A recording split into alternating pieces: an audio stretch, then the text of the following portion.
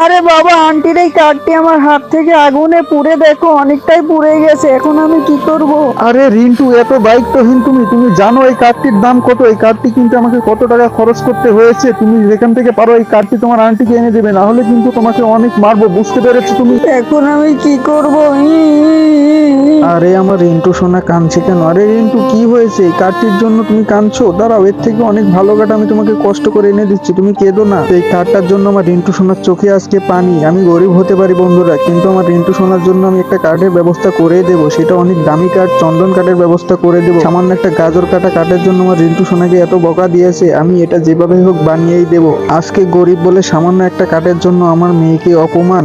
সামান্য কিছু টাকার জন্য আমি কার্ডটা কিনে দিতে না পারলেও আজকে আমি কার্ডটা বানিয়ে দেবো, এত সুন্দর করে বানিয়ে দেবো যে ওরা সবাই আশ্চর্য হয়ে যাবে এবং আমার মেয়েটা অনেক খুশি হবে। আমি এখানে অনেকগুলাই বানাবো যাতে আমার মেয়েটা এটা নিয়ে পরবর্তীতে খেলতে পারে, ওদের কাছে আর যেন হাত না দেওয়া লাগে। তো বন্ধুরা, তোমরা তো জানো আমি আমার মেয়েকে কত ভালোবাসি। এত কষ্ট করে বানিয়ে লাভ কি? তোমার ভিডিওতে তো কেউ লাইক করে না। আরে আমি জানি এই ভিডিওটি যে দেখছে সে অনেক ভালো মনের মানুষ, সে অবশ্যই ভিডিওতে একটা লাইক এন্ড সাবস্ক্রাইব করে যাবে এবং সে মাকে অনেক ভালোবাসে, মায়ের জন্য কমেন্টে আই লাভ ইউ মা লিখে যাবে। আমার মেয়েটার জন্য কার্ড বানানো শেষ। বাবা বললো কার্ড বানিয়ে আনবে, এখনো তো নিয়ে এলো না। এই দেখো রিন্টু সোনা, তোমার জন্য আমি নতুন কার্ড বানিয়ে নিয়ে এসেছি। বাবা বাবা, কার্ডটা অনেক ভালো। বন্ধুরা, তোমরা আমার বাবার জন্য ভিডিওতে একটা লাইক করে দিও।